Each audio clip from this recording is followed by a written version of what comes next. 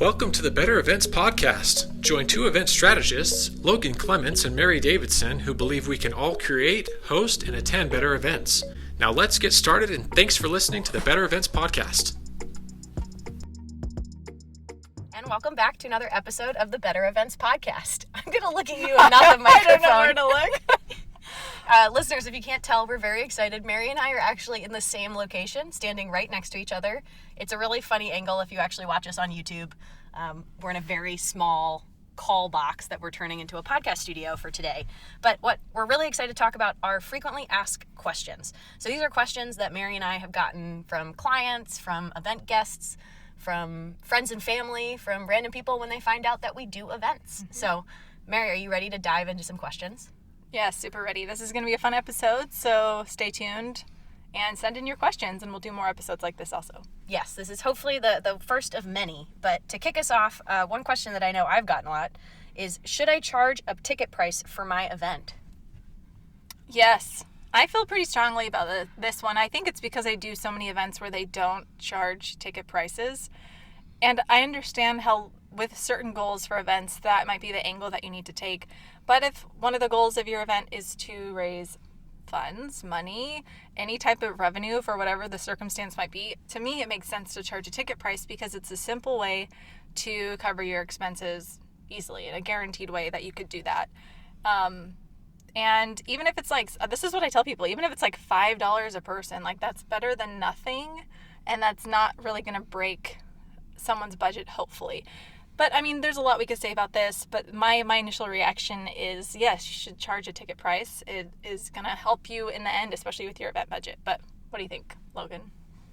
Yeah, Mary, I think that's a great point about ticket price. I know I often think it also impacts your turnout for your event, especially thinking in like the world we're in right now with like virtual and hybrid. Mm-hmm. I often say that you're going to have a lower turnout in terms of the number of people who buy tickets if it's free versus if it's a paid event. Your show rate is higher because they're already invested in it financially. So that's another thing to think about. If it's like really important for you to have as many people register for your event as possible, maybe you do it free because you're going to get more people that way. But maybe you really want to have an accurate number based on who signs up and then actually shows up. That's where I would say actually make people pay, because once you put them on the hook for paying a little bit, I think that's actually going to get them to come to your event, especially now when it feels like there's so many events out there virtually. Knowing that it's a free event, I'll sign up knowing I can get the recording. If I pay for it, I'm a lot more likely to actually tune in live. Yeah, that's really a great point. The retention rate for events can be difficult, like you're saying, especially for the virtual world. So I think that's a really good point. And then I was thinking, I actually was just attending an event. It was a conference, and I was sort of busy, and so it fell like on the back burner a little bit for me, but I felt extra bad about it because I had paid for the conference, and it wasn't a free one. And so for that reason, I really did try to make that extra effort, even though I felt like I was busy, whereas it's exactly like what you're saying. If it was a different type of free event, maybe I would have just been like, oh, I'll catch up later, and maybe I never would actually catch up. So I hear you. I think both are valuable. So actually I want to jump one more thing in there, because I do also think if you are going to charge, you need to demonstrate a value for the reason of why you're charging a certain amount. So like if it's a networking or a professional event with like a panel discussion, 2 hours, maybe you're only charging $10, $15. And that's because you're maybe part of an organization where people can be members, and you're incentivizing them to become and pay an annual fee to be members, and only non-members pay this nominal price.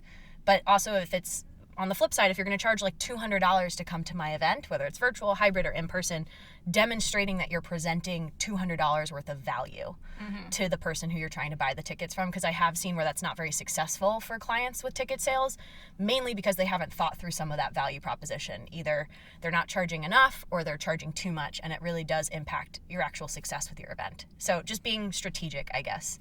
Yeah, exactly. Yeah, I like that you said that, because then it reminds me too, it's not like you as a planner or a person involved in an event, it's not like you're trying to be greedy and like get all the money that you can out of people. Tickets is just one way that you can increase your revenue. So it's one of the options, one of the many options that might make sense or might not make sense for you. But it's definitely something to not just make a quick decision on, I would say. Yeah. It takes, strategy and deliberation to figure out if it's going to make sense. Well, and like an example, I know I signed up for like a women's entrepreneur event that was virtual, but included in my ticket price, I got a copy of the book from the keynote speaker. And that in my mind was like, oh, this is why I will pay $25, as opposed to maybe saying, oh, I wish it was free, because in my head I'm also getting the value of the event and I'm going to be receiving a copy of the book. Totally. So there's little things that you can think about not perks per se, but this is the process that your attendees are going through. So making sure you can rationalize it as the organizer. Yeah, definitely. Love that. Okay, next question. What's the best platform for an event? That's kind of a big question. But if somebody asked you that question, what would you say? It is the most frequently asked question. I thought we should maybe start with that one, but because I feel like when people find out I do virtual events, that is like the number one question. And then my analogy always with platforms is venues, and it's the same thing. What's the best venue? And that's also so open-ended because the answer to that is it depends, which drives people crazy. It drives planners crazy. I wish there was only a one-stop shop that did everything for everyone. But it probably would make our jobs pretty boring because some of the fun part is having these different venues, different platforms, different feels. So the answer to that question is always, it depends. And I usually tend to ask clients a couple more questions. That being said, I will say Zoom tends to take over for me for virtual events, and not so much as it's my personal preference and I enjoy it, more that everyone's like super comfortable with it. And every time you introduce a new platform, you have to re-educate your audience on how to utilize it. And Zoom is so widely used that it just ends up being a default. And I think it hits the marks on a lot of things, but there are definitely limitations. And I think it's just because we're comfortable with it, I tend to find clients lean heavily on it. How about you, Mary? Yeah, I agree. Zoom is the one that's the starting point. That's where I always start with clients is with Zoom, because like you're saying, everybody's familiar with it. It's inexpensive. It has a lot of features. I will say, like, a quick little tidbit is we're looking more into the new Zoom Events feature that's coming out. So the fact that Zoom and other platforms are innovating, that's something that really helps make my decision aid the client in their decision, is if they're going to continue to change. Because something that I want to do is I want to select a platform that they could use again, because there's a huge learning curve for whoever's using it, the attendees, maybe it's like me, maybe I've never used it before, or just anybody that's involved. There's a learning curve, and so if it's universal enough that it could be used again, then that's also something that is a huge deciding factor. I think that's what Zoom offers. But that being said, if it's more, in my experience, Logan, you might feel differently, but if it's more of like a conference type of an event, then I would prefer to use something that's not Zoom. I like Zoom for more of the networking and programmatic pieces of an event, but not like a session type situation for a conference, for example. Yes, I agree with you. I think a lot of times I've done it a lot with nonprofits or ones that purposely want to have people on screen, but we could do an entire episode talking about why you need to be intentional with the platform that you do choose for a virtual event, because like you said, they don't always hit all the marks. I also do think it could be a full-time job just trying to stay up to date with the latest platforms out there. Yes. Because I also feel like when I talk to other people who do events, they're always like, oh, well, have you heard about XYZ platform? And sometimes I have, sometimes I haven't, but at this point I'm not surprised, because you're right, everyone's always innovating and trying to do it better. So the open-ended, I guess, is what is the best platform. All right, I like this one, Mary. Do you pay yourself? Ooh, that's a secret question. No, I'm just kidding. I love when we get into these types of questions on this podcast, because I feel like these are things that people don't talk about, and it's really like super valuable for anyone who's a business owner or thinking about starting a business. But do I pay myself? I personally pay myself. Yes. I take a salary. If you're into businessy things, then you'll know that a lot of the times that's not the case for business owners, and they'll take it and they'll reinvest it back in their business. I'm not saying that's not something that I'm doing. I budget that out, and my goal is to scale and grow my business, EP events, but also I think paying yourself can look differently for a lot of people. Like, what do you, when people ask me that, it's like hard to answer, because it's like, well, what do you mean? Like, because yeah, I mean, like, I'm paying myself, but like another side of it is they probably don't even think that like you could be investing that back in your business, or you might. Do you pay yourself, Logan? I do. I will say I actually, when I first started my business, did not officially like take a paycheck. I very much had my business finances separate from my personal, but I would just kind of kept everything in my business. And if I needed anything, I would either transfer myself money or pay with it on my business card and write it down in my books as owner's pay. But I never formally kind of like took a salary. And then I read Profit First last year during the pandemic. That was I got to read a lot more when all the events shut down. And I highly recommend it. We'll link to it in the show notes. And it's just a way that you balance your finance, or you separate your funds in terms of how you split up whatever income you have. and actually formally putting a percentage away for taxes, a percentage to pay yourself, a percentage for expenses, and a percentage for profit, which is like the fun money. And that has like revolutionized the way that I do business, the way I pitch new projects, because I think this is a good question, and why I get it often is, as a business owner, it's not always clear. There's no like rule book for how you're supposed to do your finances as a business owner, and often it's easy as you grow and get more business for your expenses to also grow, maybe on purpose and maybe by accident. And this, by me formally paying myself, I kind of like formalized that process a little bit. I don't know if that makes sense, but I love it now, because now when I pitch a project, I know, oh, there's this percentage of what I just charged the client is actually what I'm going to be paying myself. Yeah. Versus before it was just kind of open-ended. I couldn't have told you how much I personally made, but I could tell you how much my business made. And now I have those two numbers, and I know them in a way that I didn't know before. Yeah, I like that you called that out. Sometime we'll have to have an episode where we talk more about like how we budget our businesses, not just like events, because the one thing I wanted to point out that you pointed out is it's super helpful to put the money for taxes aside. And that is something that I do. You're right. You take out a percentage. And so if you're not doing that, you should probably do that if you want. It saves you a lot of hassle and kind of gives you more accurate books. But yeah, here. I'm currently paying estimated quarterly tax payments, and I'm so excited actually for tax time, because I will have actually put away, I hope, fingers crossed, that my estimates are accurate. But essentially, I feel like I'm helping out future Logan, that come tax time next year, I'm going to be a lot more zen than I felt this year coming out of the pandemic. So, absolutely. Okay, next question. How many in-person events do you have this year? This year being, what have you done? I think it's this year. This year. We've gotten this question. Yeah. This is a really hard question to answer, because I've done, as of right now, as of the recording of this episode, we're in October, I've done four in-person events. Three of them, granted, were like multi-week. Two of them also occurred inside a COVID bubble, meaning we were like we had to get tested before we got there. We were only allowed to go to select locations and see select people, and we got tested regularly. But only 4. How about you, Mary? I've done 2, and then another one coming up before the end of the year. But they all had small audiences, and one of them was outdoors, which I think enabled that one to take place. And the other one, we did timed ticketing. And so for all these events, there are certain, protocols that we had to put in place in order to make it happen. But yeah, so 2, almost 3. It's crazy to think about that. Yeah, the person who asked this question, I feel like when I had it, they were just curious how quickly we would have bounced back to, whatever we call normal is. And I always just, when people ask me about this kind of stuff, it's just, we don't know. We can't estimate right now what COVID's going to be like. I think having added virtual to both of our toolkits has made it a lot easier for us to live in this unknown. It's stressful for clients and just helping them walk through that process. But anyway, I think it's a great question to ask, and I don't think there's any judgment in that question of wondering if you're doing in-person, hybrid, or virtual, because so much of what it comes down to is your own personal comfort and your personal risk. And if you're an event host, that's your risk and comfort level as the host, but then you also have to factor in your guests' comfort level and their risk assessment. So I think it just is hard to see any of our clients really committing to 100% in person as they did back in 2019. Yeah, and it depends where you live too. If you're listening to this, it completely depends where you live. Logan and I are in the Seattle, Washington area, and so, that right there is a huge deciding factor for a lot of people. But yeah, it's like you said, there's so much that goes into it for sure. So we'll see what happens next year. What is the biggest difference between Zoom meeting and Zoom webinar?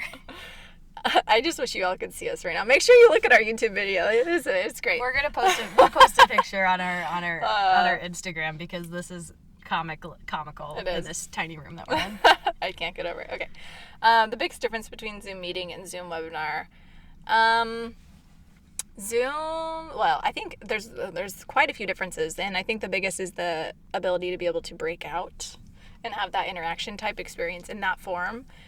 What you can do in Zoom meeting and you cannot do in Zoom webinar. Zoom webinar is more gated in a sense, I guess kind of in that regard. It's more of a viewing experience. And for that reason, I love Zoom webinar. It's less risky. This is actually what I love to say about Zoom is As far as risk goes for events, Zoom is a pretty risky platform, but Zoom Webinar is much less risky. And so whenever we're weighing, pros and cons about events, that's always part of what we go to is risk. And when I'm talking with clients. And so, yep, I'm going to say Zoom Webinar is less risky. But what about you, Logan? Well, I think it's the main thing is the interactive piece. Like if you really want to have attendees on screen and you as the speaker, the facilitator, the host really want to like have a visual to who you're talking to, Zoom meeting hits that. And like you said, the breakout ability. But if it's a kind of a passive experience for the attendees where you're kind of talking at them, or maybe you purposely don't want to make them be on screen, I think Zoom Webinar is a great option. But I know a lot of people, I think, equate the two, or I found some clients just kind of swap them out like they are the same. And while there are so many similarities to the functionality, it's some of that nuances that there's certain things like in Zoom Webinar you cannot do that you can do in Zoom meeting and vice versa. Yeah, and I think also a lot of events that we've done together, and then I'm assuming separately as well, are like conference type events where they have sessions that are Zoom meeting and sessions that are Zoom webinar. So it's like even certain events utilize both because each session or whatever has a different need, right? That happens. Yeah. So I think it's just interesting to see how people intertwine both of them. Like they can fulfill different needs for one event. Yeah, you could definitely, they're useful for different things. Okay, so our next question is about a platform that we both used, and we get this question semi-often. So Remo, is it worth it? And maybe explain what Remo is in case people aren't sure. Yeah, so Remo is another virtual event tool. I would say it recreates kind of the table layout feel of an event where you can have a table where you're having a private conversation with up to like 8 people. And then you can also table hop. So you can physically see who's sitting at another table and you can go over and virtually join them. And it also has some conferencing abilities, meaning I can live stream and have an announcement that goes out to everybody at all the tables. But then I also can just have private discussions at your table. I've worked a couple events that have used this to like replicate virtual networking. My favorite, we used it for speed mentoring, which was really cool. So we had one mentor at each virtual table. The rest of the table was filled with mentees, and then the mentors rotated. So we've done this in person, and we were pretty smoothly able to replicate it virtually using Remo. And I've also had mixed results with it. I will say when I used it last, it was pretty clunky. There's a lot of little like bugs. It doesn't play well with everybody's browser or if they have a VPN with work. So we really had to have like a human, and that was me for one of the events, at like a like a help desk table where people could come to. And that's where we kind of had to invest a lot of time. And I've also just found financially a lot of my clients who want to have that functionality can't afford it. But Mary, how about you? Yeah, Is it worth it? Yeah, I did an event in Remo last week, and so it's real fresh in my brain. I would say that they're innovating a little bit, and so it is a little spendy. But for platforms that replicate that networking, table hopping type of experience, so it like literally, like Logan said, it's a floor plan, so it looks like an actual event. So as far as replicating an actual event, I feel like it does a good job. I feel like that aspect is unique to it. I think it's worth it in a sense. But it depends on what your goals are for the event. Like it's spendy if you're only going to be networking for 30 minutes, in my opinion. It needs to be a significant part of your event, your scheduled. Which they just restructured their pricing. So they now do have a free version, which they didn't have. I think they literally announced it today.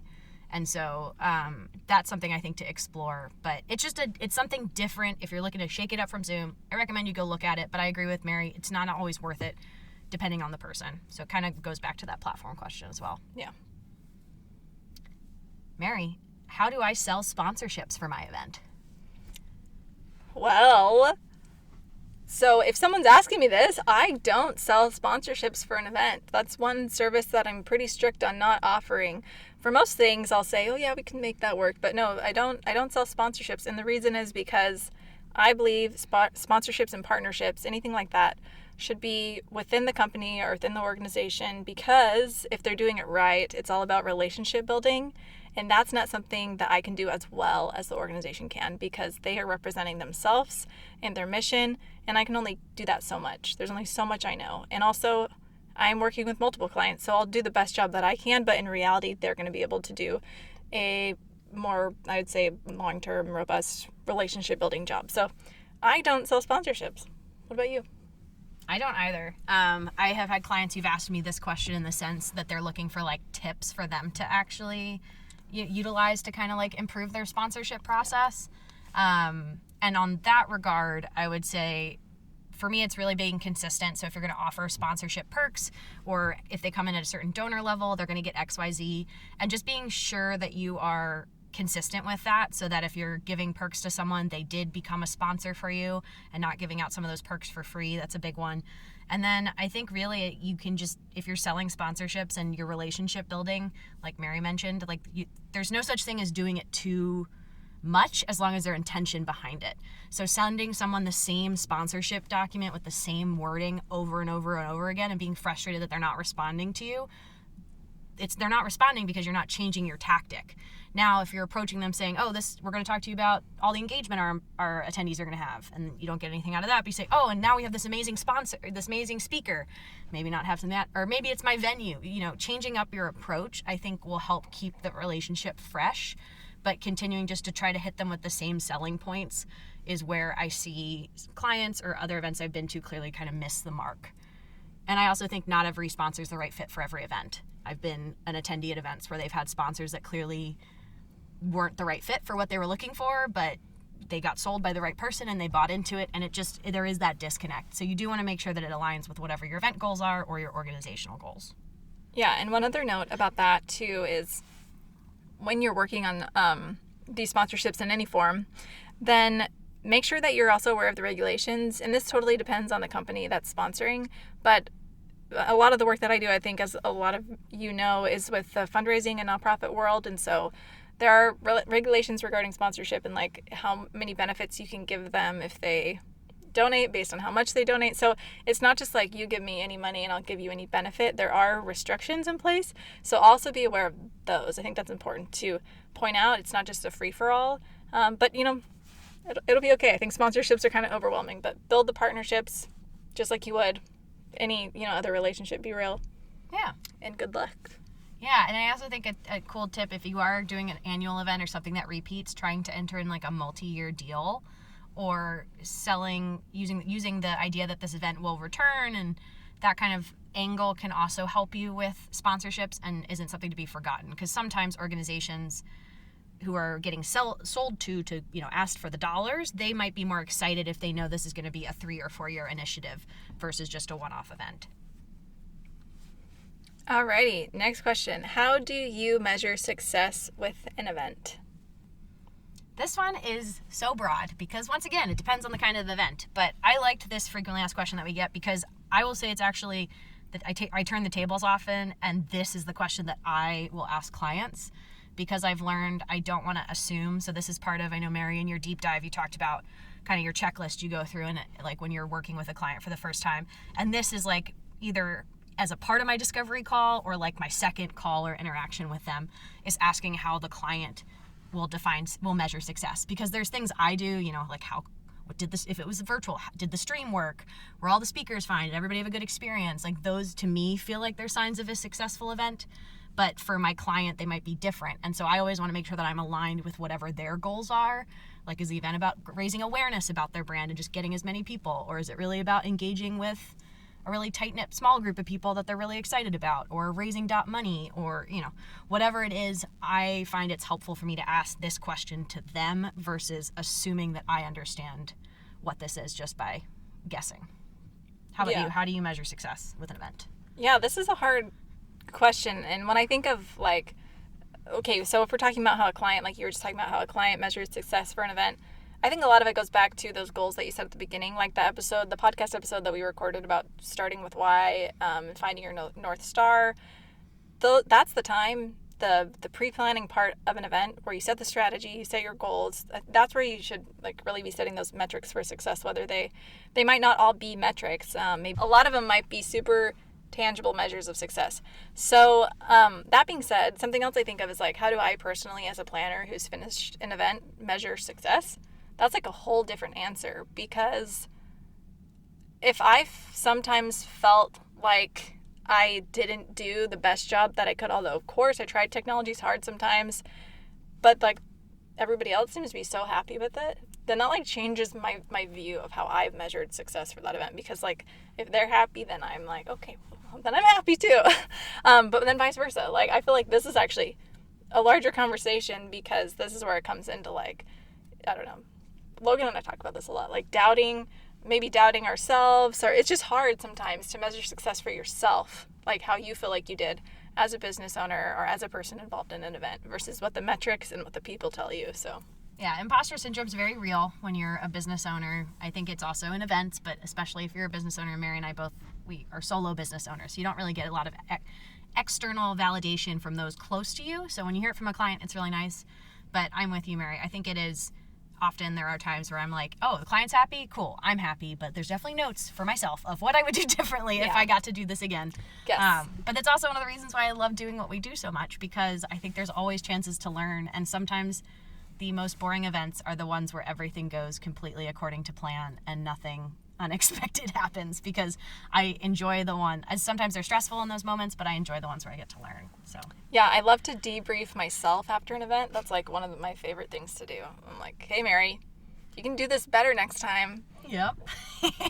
There you go. Always learning. There you go. Mary, another question we got here. Do you negotiate budgets with vendors? I do sometimes. So if I am booking a vendor through myself, which I don't actually do that very often, I try to always have them go through the client, but then if it's through myself, absolutely I do. But so sometimes I get in situations where, the client is like, I'm one of their vendors and they've already booked somebody else. So the part that I like to get involved in most is like before the client starts booking vendors, so that I can kind of have an opinion. Not that I'm trying to force my opinion upon them, but I don't want anybody to get, I want to say ripped off, but I know there's not like vendors out there trying to rip everybody off, but it's just, I want to be there for them. They're hiring me to be there for them. So if they can just hold off and wait till I'm like on board to kind of offer some feedback about that, I appreciate that, and I hope that they appreciate that too. Then especially too, with nonprofit fundraisers, a lot of organizations don't ask for donations from their vendors or for like an in-kind discount, and they should, because almost every time people will say yes. And that's my experience. And so it kind of bums me out when they'll just go ahead and book someone. I'm like, no, did you ask them for a discount? You really should. You'll probably save at least like 10 or 15%. So we've got to have some vendors who are listening to this who are like, no, Mary, don't negotiate. Like we don't want to ask for discounts. Discounts can be a hard word. But I agree with you. I think especially if you're a nonprofit, it's not unheard of to ask to see if they have, discounts. Some people don't like that word, so like nonprofit friendly or any kind of like in-kind donation, in-kind sponsorship or anything, donation. I would think if you were someone where the budget or how much you are spending on your event is one of your like key metrics or something like that, I think it's always helpful to try to negotiate, or at least for me, I like to really quality check to make sure that you're getting everything you need from this vendor, but also nothing that you don't. And I just went through this process for a client trying to get things quoted out for audio and video equipment for an in-person, potentially hybrid event in 2022. And I had to reach out to vendors who I've not had to talk to for 2 years because I've been living virtually, doing a lot of virtual events. But that was one. I got a couple quotes that were pretty crazily priced for a nonprofit event that just made me realize like there's not vendors out there trying to like swindle you or anything, but I think there are ones that know that not every person working an event has the background in knowing exactly what they need, and they take advantage of it sometimes, and it's a way that they can just make some extra money. So there was padding in this budget that I noticed and was really confused of why they did that, and purely it was because I think they thought my client wasn't going to engage with someone like me to like talk through it.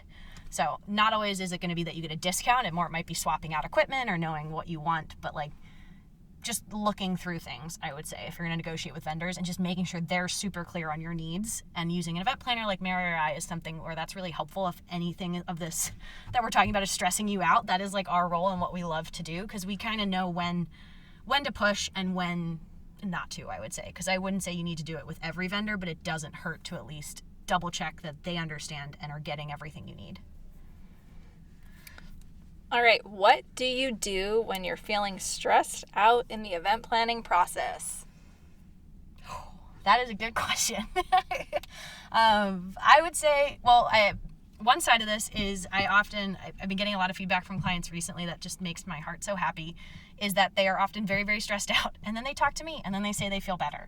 And I say that is really my job. And again, another reason I love what I do is being that person that can relieve the stress of some of these unknowns, and like knowing the virtual production side, that's one that I'm like, oh, of course, let me take that on so you can focus on the other stuff that you do well with my clients.